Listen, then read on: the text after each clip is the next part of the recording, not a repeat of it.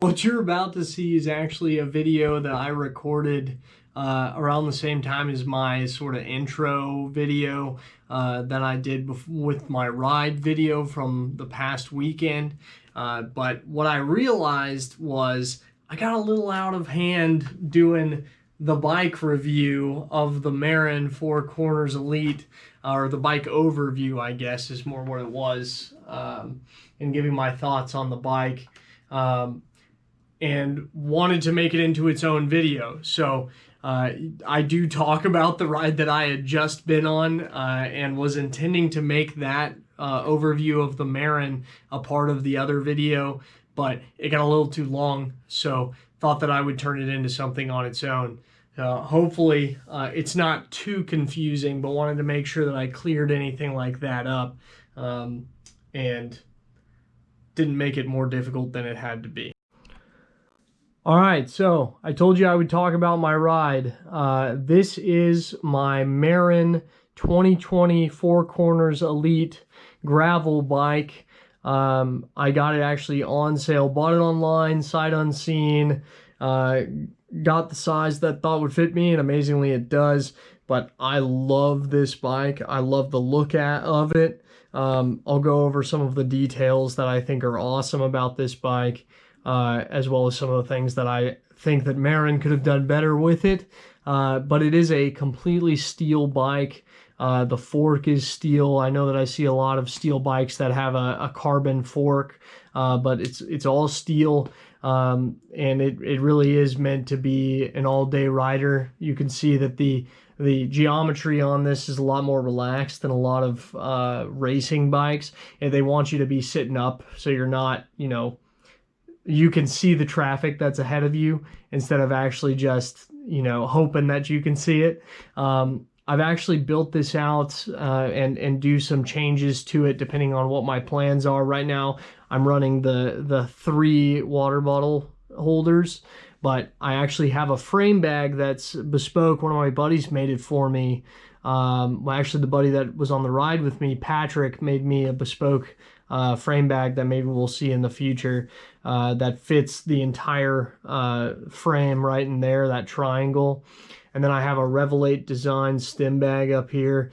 It's great. Right now I basically use it for snacks, but it just flips open like that. I have a mask in there, and then I think, oh yeah, I have a Trader Joe's Raises the Bar granola bar.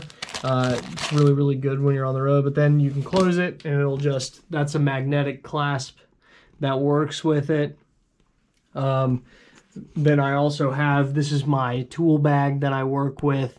It's just got bare essentials. So an extra tube, even though I run tubeless just in case, CO2, as well as just a set of Allen wrenches, just to keep me going when I'm out on the road. This thing is actually a 1x group set.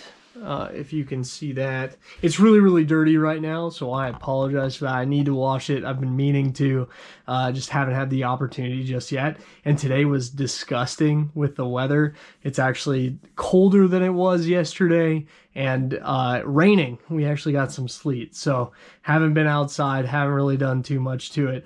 But this is a SRAM Apex 1 group set. It's really been an introduction for me into specific gravel group sets. It is at the very base of what SRAM is producing with their gravel group sets. It's mechanical, so but there's of course no front derailleur because it is a 1x, which is awesome, so I don't have to maintain that. And then the back has given me no issues. The only thing that I've had to adjust here is the tensioning on the wire, on the mechanical wire that goes through there for the gearing. But otherwise, this thing is a beast. It's taken a beating with me on all the rides I've gone on with it. This bike comes with through axles, which definitely helps with stiffness. It also helps with making sure that everything stays in place the way that it's supposed to be. That being said, it also makes it super difficult, or maybe I'm just a failure at getting the wheels off, because you have to do very specific things. But I do my best. Of course, this does have disc brakes, which is what I want all of my bikes to be moving to and will be moving to. They're 160 millimeter rotors. They are hydraulic disc brakes, which is something that's a little bit different. They're not mechanical, but it has a great feel when you pull on the brake levers. Works out really, really well for me. I also really love the color scheme that Marin went with here. The copper look plus a little bit of the teal, I think it's just an awesome way for them to add a little bit of panache to this entire thing. I am running the Shimano SPD pedals, which work really, really well when you're doing off-road stuff, and the shoes that you have are more of a hybrid shoe that allows you to get off the bike and walk around, because I've definitely found myself in places where I have to hike a bike quite a bit. And then up top here, I've just kept the WTB saddle that came with this thing. I have absolutely no idea what kind of saddle it is, but it works for its purpose. It's nothing special. It's got chromoly rails, and it's not exactly light, but that being said, this is a steel bike, so if you're expecting it to be light, you're in the wrong spot. I haven't done anything to replace the tires just yet. They're still pretty knobbly, as you can see. I do have some tires that I would be replacing in the future, but haven't really needed them thus far. These are WTBs.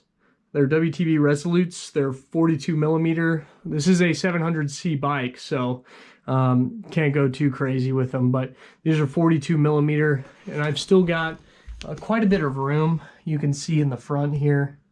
So I could put wider things on this if I want, and I actually, the other tires that I have to replace are much wider, but I just haven't yet. Haven't really needed to, like I said.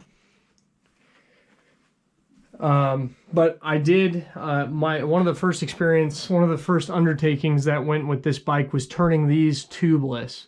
So they came tubeless ready, and I took it upon myself. I actually, with my buddies that I ride with quite a bit, we spent an evening turning these into tubeless tires, and I love that. You can run them at a lower PSI. They're very resilient. Don't have to worry too much about popping a tube. You just have to make sure you have a patch kit with you, and then some CO2 when you're out in the middle of nowhere. And then I also run, just as an extra accessory, the Wahoo Element bolt, which I've had for a little bit now. I move it from bike to bike depending on what I'm riding that day. It's just really easy to do. You just take an Allen key and you take it off this bike, put it on the other one. But it's really great for tracking speed, distance, time, anything like that. I was using my watch, my Garmin watch, but this actually works way better, obviously, because it's built to form for this. This is the job of the Wahoo Element, and it also gives me a heads-up display so that I can see how fast I'm moving at any given time. But overall, this bike's awesome. It's done me really well. I was riding, I didn't have a gravel-specific bike before this one. I had a Scott Spark 750, which is full suspension alloy, and I loved it, but I wasn't riding it as much as I probably should have been in the big scheme of things. There's only so many single track trails you can hit around San Antonio without having to drive too far. And I had hit all of them and was looking to do a little bit more. And I got this bike as I was getting into road cycling. So it really isn't something that does the same things as that Scott Spark. At least not as aggressively as that Scott Spark. You know, you can do some light off-roading with this, but nothing going over jumps or anything too crazy with bumps. You know, obviously this has no suspension versus a full suspension. But I love this bike. I think it's a great bike. I definitely, whenever my friends are like, oh, I'm in the market for a new bike, I'm looking to get into gravel, like, hey, check out the Marin Four Corners, the Four Corners Elite specifically. I think it's an awesome bike. I love it. But it's definitely, you know, some of the things that I don't love about it.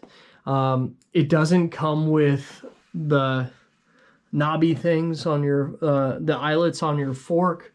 It does come with them if you want to set up a rack. As you can see, There's a hole up there as well for the rack.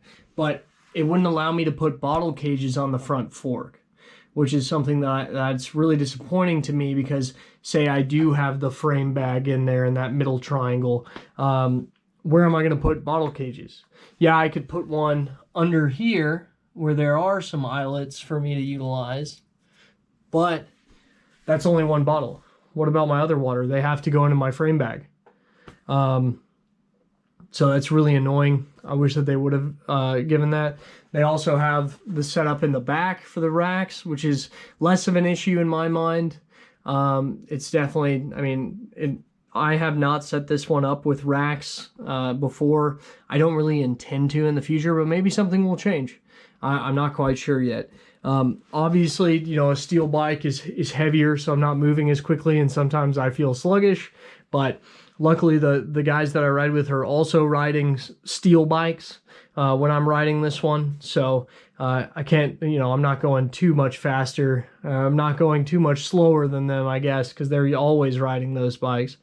But overall, Marin Four Corners Elite, definitely a bike to look at. I don't see Marin, I don't see these talked about a lot. I don't see Marin's talked about a lot, at least when it comes to gravel bikes. I know that their mountain bikes are a little more popular, but when it comes to their gravel bikes, I think that they get overlooked quite a bit for some of the other more name brands like Niner or, you know, Kona. But these are great bikes out of California. Definitely give them a look.